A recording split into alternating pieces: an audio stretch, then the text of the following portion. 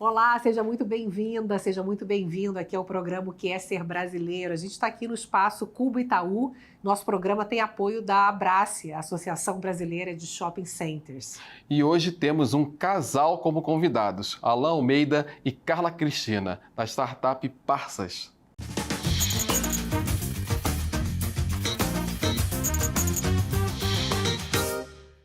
Estamos recebendo o Alan e Carla. Muito obrigado pela presença de vocês dois. Obrigada. Que bom que vocês estão aqui. Bom estar com vocês aqui. Obrigado. A gente queria saber o seguinte, quem são vocês? Pode começar, Alan? Posso. Eu sou o irmão mais velho de mais 3 irmãos. Tenho um irmão gêmeo, aí 2 mais novos, filho de uma mulher baiana, que nasceu em Cabrobó, pais também baiano. E eles vêm para São Paulo como um êxodo, né, para poder construir a vida, alguma coisa nesse sentido, e dar o melhor para os filhos. E você, Carla? Eu sou filha de uma mãe solteira. Ela criou 2 filhos, eu e meu irmão Robson, com apoio da minha avó, né? Então, nós moramos durante muito tempo na Zona Norte. Batalhou muito para criar nós 2. Depois eu conheci o Alan, e aí hoje eu sou a Carla, mãe da Beatriz, mãe do Lucas, esposa do Alan. Essa é a Carla. Que bacana. Tá? Vocês dois são muito unidos, né? A gente vai falar bastante que isso reverbera para a vida e para os negócios, né? Mas contando um pouquinho ainda da origem de vocês, os dois são de São Paulo, né? Nasceram aqui em São Paulo, e os pais de vocês trabalhavam com o quê? Minha mãe, ela toda a vida trabalhou em uma determinada empresa onde ela vendia Yakult, então ela subia e descia a cidade de São Paulo toda. E o meu pai, ele sempre trabalhou com serviços mais braçais, né? Então, servente de pedreiro, o que surgisse de oportunidade. Ele era pernambucano, então ele veio de Pernambuco, conheceu minha mãe e foi atuando nas áreas em que ele tinha oportunidade. Mas né? você foi criada pela sua mãe? Depois de um tempo, infelizmente houve a separação e ela foi quem nos criou. Desde muito pequenininho, ela quem seguiu. E teus pais? Tendo os 2. Muito parecida também, uma estrutura monoparental, né? A minha mãe, ela sai da Bahia com 12 anos de idade, ela ganhou de presente uma máquina de brinquedo. De alguma maneira ela conseguiu aprender a costurar e descobriu o ofício dela. Com 12 anos, veio para São Paulo e ela atua até hoje, né? Ela fez 62 anos, a minha mãe, e ela sustentou os 4 filhos com costura. Só ela sozinha? Só ela sozinha. Então, inclusive, no nosso casamento, quem fez o vestido de casamento foi ela, o meu terno foi ela que fez. Isso.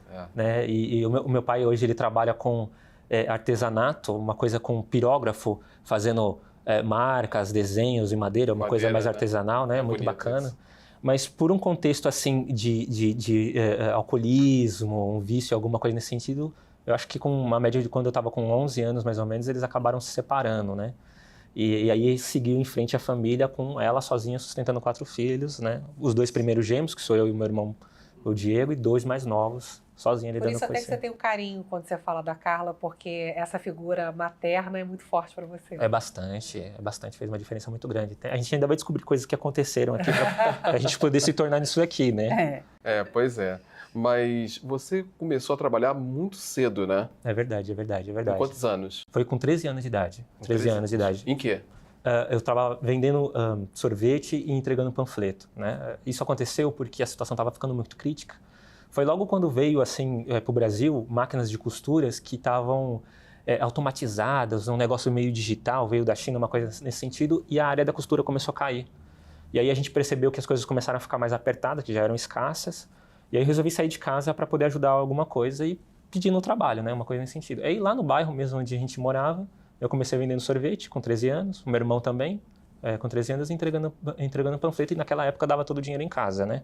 Recebi o salário e dava todo o dinheiro em casa. Foi sofrido para você começar a trabalhar cedo? Olha, eu acho que a dificuldade maior era, assim, a falta de infraestrutura para conseguir trabalhar. Eu gostava muito de trabalhar, mas quando eu vendia sorvete, por exemplo, a minha mãe ela fazia um pão com ovo para mim e para o meu irmão, né? E para a gente poder passar o dia inteiro na rua. E eu sentia muita vergonha porque eu ia de camiseta, de short, de chinelo de dedo. Quando chegava a hora de comer, eu tinha que comer na rua.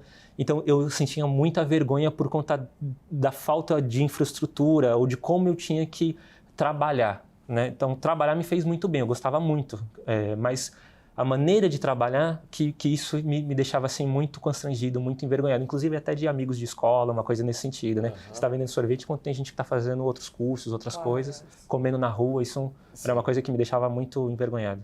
E você, Carla, como é que foi essa infância e adolescência sua? Então, eu comecei a trabalhar por volta dos meus 16 anos. Minha mãe sempre batalhando bastante por nós e ela, de certa forma, apesar de todos os desafios, nunca deixou faltar nada. Então, quando eu tive a oportunidade de poder conhecer um ambiente de trabalho, eu fui fazer como ele, eu fui panfletar. Então, a gente ia ajudando conforme podia, né? Essa foi a primeira oportunidade que surgiu. Depois, ao longo dos anos, eu trabalhei como arrematadeira, trabalhei passando roupas. E aí, à medida que a gente foi conseguindo oportunidades, eu fui conseguindo crescer um pouco mais, evoluir um pouco mais. Fazendo um pouquinho de tudo, né? E Fazendo vocês um pouquinho sempre de tudo. tiveram vontade de estudar, de fazer faculdade?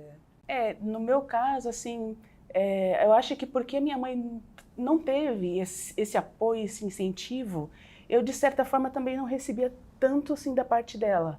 Então, ela sempre batia na tecla, né? Que era e sempre vai ser muito importante estudar, né? Ela sempre falava, estuda, porque estudo é a única coisa que ninguém vai tirar de você. Então, eu tinha esse desejo, mas não tão intenso, né? Por ela, não, às vezes, nem ter condições de poder proporcionar isso pra gente. Então, à medida que ela podia, ela falava, estuda, estuda. Aí eu vi alguns amigos, olha, vamos fazer um vestibular, o que você acha? Vamos fazer alguma coisa. Então, a gente foi tentando, de algumas formas, à medida que eu ia tendo amigos, pessoas que me incentivavam, que falavam, do próprio convívio familiar também, pessoas que eu via crescendo, eu falo, puxa, de repente pode ser uma oportunidade para mim, eu vejo que o estudo realmente é isso que a minha mãe falou. Tem que estudar, é necessário estudar. Para mim foi diferente dela, né?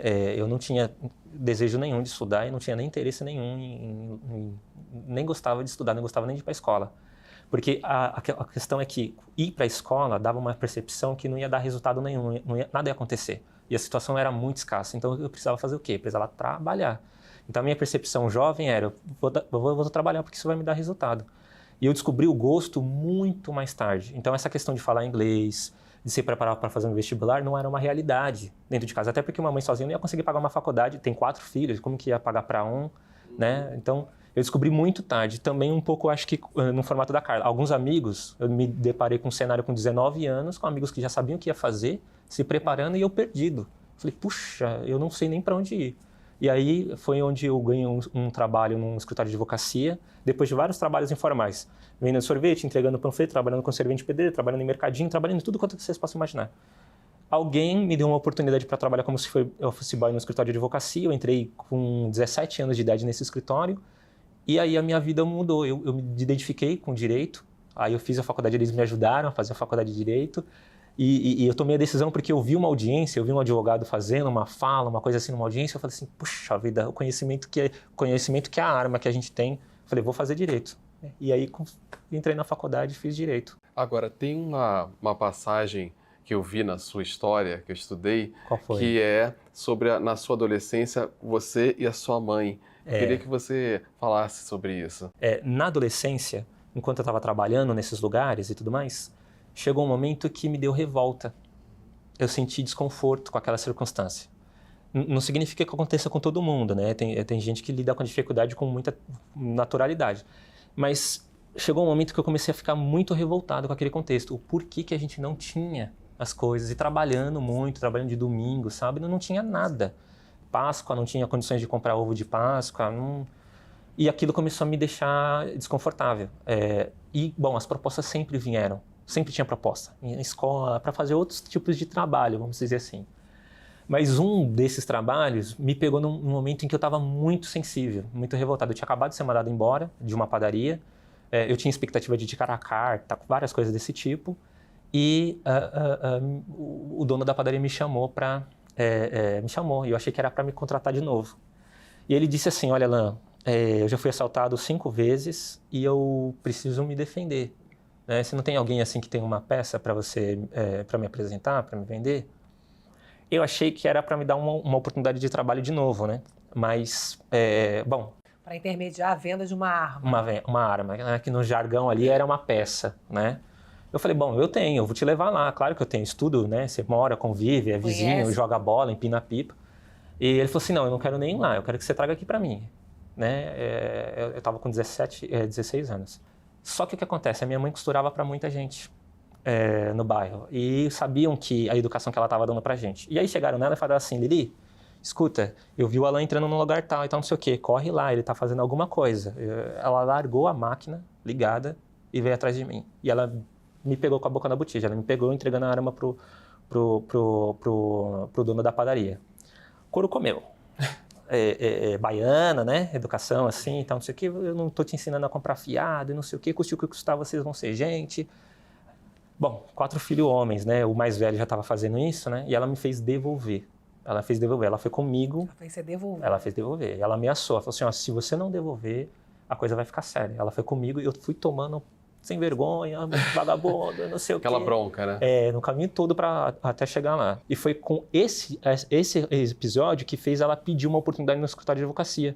Uma mãe desesperada, dizendo assim, pelo amor de Deus, eu estou preocupada com ele, você não tem uma oportunidade, qualquer coisa, ele entrega panfleto do escritório de advocacia e tudo mais, e foi onde eu consegui a oportunidade. Depois desse episódio, dessa bronca e de tudo que aconteceu, o que passou na sua cabeça, o que você sentiu depois disso tudo? No primeiro momento, frustração por ter sido pego, com toda certeza, né? Mas depois que eu tomei consciência, muita vergonha. Eu fiquei um tempo sem sair de casa, fiquei um tempo sem querer fazer as coisas e tudo mais, porque é uma sensação assim de vergonha, uma sensação de vergonha, de não conseguir lidar com o que você fez, com uma sensação de que é uma coisa muito grave, em que você não consegue nem conviver nem com você mesmo. Mas ela te salvou, né? Foi. Se ela não tivesse sido firme. Agora, você, depois, você falou de advocacia, mas você também trabalhou na área de tecnologia, não é isso? E aí, você foi trabalhar com pessoas privadas de liberdade. Isso mesmo, isso mesmo. Esse episódio, de alguma forma, te alimentou a isso, te impulsionou a isso? Aconteceu sim. Eu fiz Direito, me formei na faculdade, né? E o que acontece? Eu fui trabalhar numa multinacional depois de sair do escritório de advocacia, que era o Banco Citibank. E eu entrei numa área muito específica, chamada derivativos. E lá precisava dominar um pouco de tecnologia. Foi onde eu tive contato com a área de tecnologia. E o que eu descobri? Que tinha um mercado gigantesco, salários muito interessantes, gente ganhando muito bem. E eu fiquei chocado. Falei, puxa, como que pode existir um mercado com tanta oportunidade, os salários tão relevantes e a gente passando dificuldades, uma coisa nesse sentido. E eu decidi também me especializar na área de tecnologia. Só que o que aconteceu? Nesse meio tempo, eu tive familiares que passaram pelo sistema prisional. Naquela altura, um primo meu muito próximo tinha parado na Fundação Casa e eu comecei a frequentar a Fundação Casa para visitar ele e tudo mais. Esse foi o gatilho que me fez querer trabalhar com pessoas que estavam de alguma maneira em privação de liberdade, eu tinha que passar por privação. Imagino que você tenha pensado, olha, eu poderia ter ido por esse caminho. Foi exatamente isso. Eu falei, se a minha mãe não tivesse sido o que ela foi, eu não seria casado, não sei nem se eu estaria vivo hoje, né? Eu teria filhos, uma coisa nesse sentido. Isso me fez querer compartilhar um pouquinho do que eu estava aprendendo com meu primo, com outras pessoas ali. E falar nisso, vocês estão casados há quanto tempo? 6 anos. Mas ele te puxou para a área de tecnologia, não foi? Puxou. Depois? Puxou para a área de tecnologia. Foi bastante desafiador, porque eu já tive um pouco do contato, mas muito, muito simples, nada assim como programar, né? Era muito simples o que eu fazia.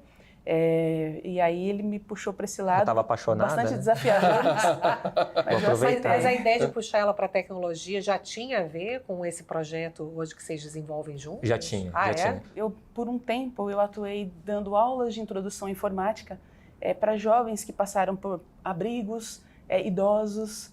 Então, eu tive alunos de 80 anos. Acho que foi no Telecentro, né? Isso, foi num projeto que a prefeitura tinha. Era um propósito em comum que talvez tenha até facilitado a união, né? Fora a questão familiar, né? Eu também, assim como ele, tive um ente querido que passou pelo sistema, né?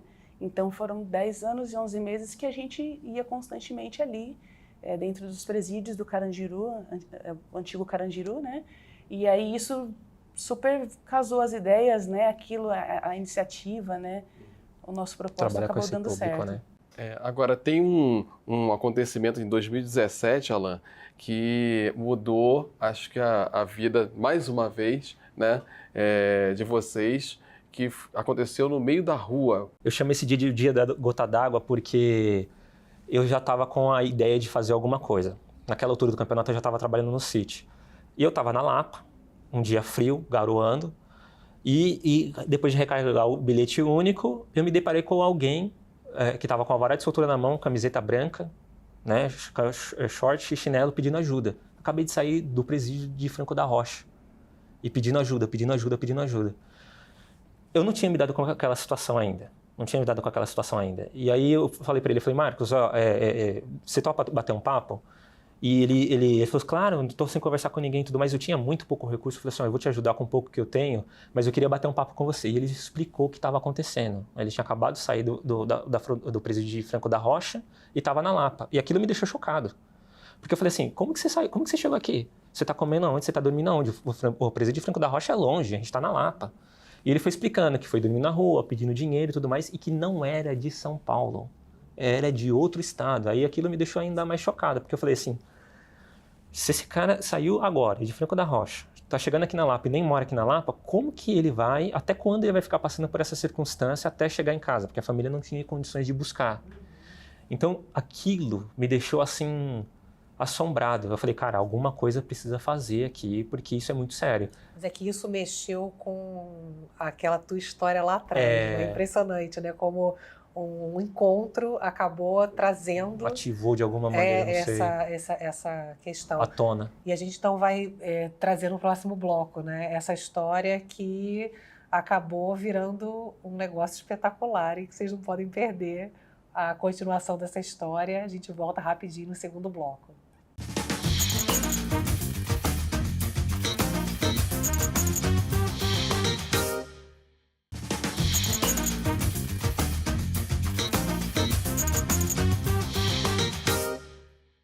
A gente está de volta com essa conversa com o Alan e a Carla. O Alan estava contando, né, Carla, que ele encontrou um homem no meio da rua e resolveu ajudar esse homem. E a partir desse encontro, que remeteu a questões do passado, ele resolveu te propor um negócio, né? Que é o Parças. O que é o Parças? Eu costumo dizer que a Parças ela é a nossa história de vida, né?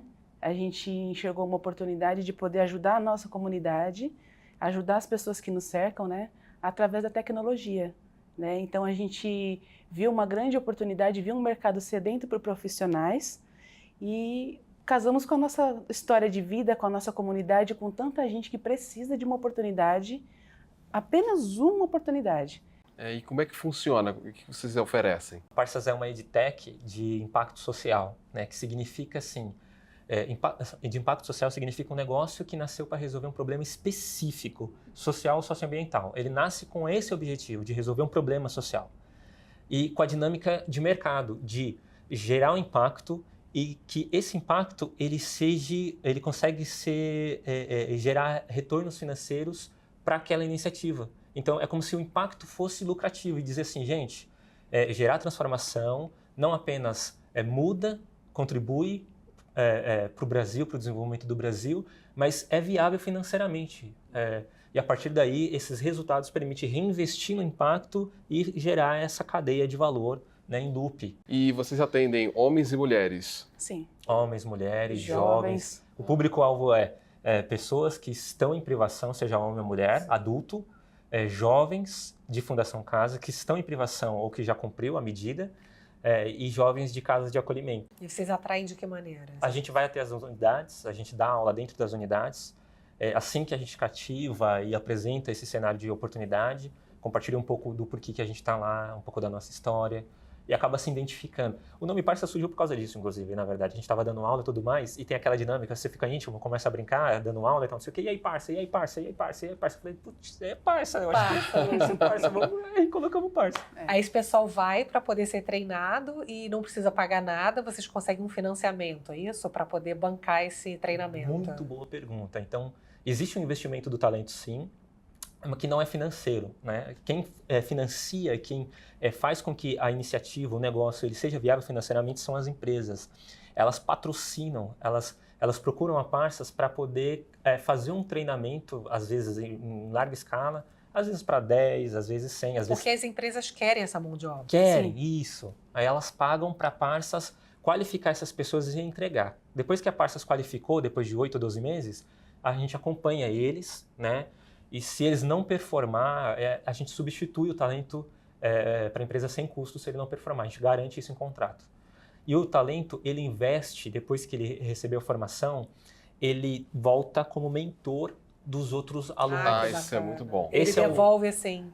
Com o tempo dele. Essa é a maneira que a gente acha em que ele pode fazer parte da transformação, se desenvolver profissionalmente, porque ele está tendo que se relacionar com outros alunos, compartilhar um pouquinho do que ele está aprendendo e tudo, para se desenvolver mais no mercado e, ao mesmo tempo, contribui da mesma maneira como ele recebeu mentorias, curso, treinamento. E emocionalmente também é importante fazer parte desse grupo, porque eles ficam pertencentes, né, esse grupo, né? Porque é diferente, né? Eu e a Carla, a gente, apesar de ter familiares que passaram pelo sistema prisional, nós não passamos.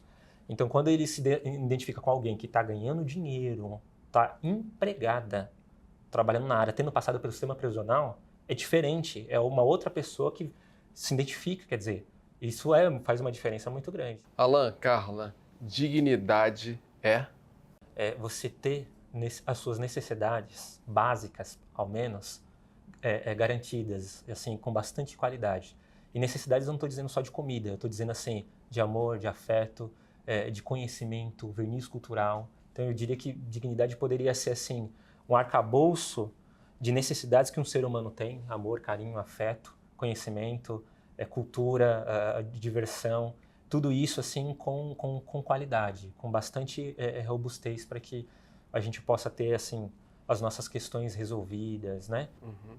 E Carla, e liberdade? Você poder pôr em prática aquilo que você deseja, aquilo que você sonha, aquilo que você almeja, sem restrição, sem que as pessoas acabem criando um pré-julgamento sobre você, sem ao menos ela conhecer você. Então eu acho que você não limitar as pessoas, você não prender as pessoas, você deixar com que ela consiga pôr em prática o sonho, o desejo, aquilo que ela tem, eu acho que é uma forma de você, de certa forma, dar liberdade para as pessoas. Eu acho que isso é o que traz liberdade para nós. Quando nós recebemos oportunidades, aquilo, de certa forma, nos libertou muito. E é por isso que a Parsas está crescendo muito. Né? Nós ganhamos essa liberdade a partir do momento que as pessoas nos deram um crédito de confiança e viram aquilo que a gente almeja fazer, né? Em prol do nosso próximo, né? Legal. Agora, a pergunta final: o que é ser brasileiro? Quem quer começar? Eu acho que a gente tem que nominar ela. Eu vou começar. É grande coração de ter feito isso dar certo. Né? Eu vou começar. Eu acho que, para mim, ser brasileiro é você se reinventar, é você lutar pelos seus objetivos, é você lutar pelos seus sonhos, por mais desafiador que seja. Ser brasileiro é isso, é você ir com a cara e com a coragem, lutar, é você se reinventar, é você deixar a área da saúde para entrar para a área da tecnologia, porque eu vi que não ia beneficiar só a mim, mas ia beneficiar muitas outras pessoas. Então, acho que para mim, ser brasileiro é isso. Bonito. E você, Alan? Eu acredito que o primeiro elemento de ser brasileiro é valorizar e ter orgulho de ser brasileiro, do país que nós estamos e tudo mais, independente das mazelas, das dificuldades. E uma vez que a gente valoriza quem a gente é, de onde a gente vem, né, eu penso que o segundo elemento é muito intrínseco, eu acho que talvez um perfil até que é reconhecido fora do país de ser brasileiro, que é assim, a capacidade de conseguir, parafraseando o que ela trouxe, de se reinventar, ter a capacidade diante de um desafio, diante das dificuldades, diante assim de até uma angústia muito grande, conseguir lidar com aquilo de uma maneira criativa e transformar aquele problema, aquele desafio, talvez numa oportunidade, numa saída, em alguma coisa nesse sentido. Eu penso que o brasileiro tem uma capacidade muito grande de fazer isso. Então eu diria que são esses dois elementos. Né? Ter orgulho, reconhecer o nosso país, ter orgulho de ser brasileiro, reconhecer e valorizar o que a gente tem de patrimônio no Brasil e ter a capacidade de ser muito criativo diante dos sambas que se aparecem e você precisa dançar de alguma maneira, eu diria assim. Obrigada, Alan, Carla. Obrigado. Prazer enorme receber vocês. Parabéns pela história. Parabéns. Obrigada. A gente agradece também ao Cubo Itaú e à Abrace e agradecemos principalmente a você que está sempre aqui com a gente no Que é Ser Brasileiro. Até o próximo. Tchau.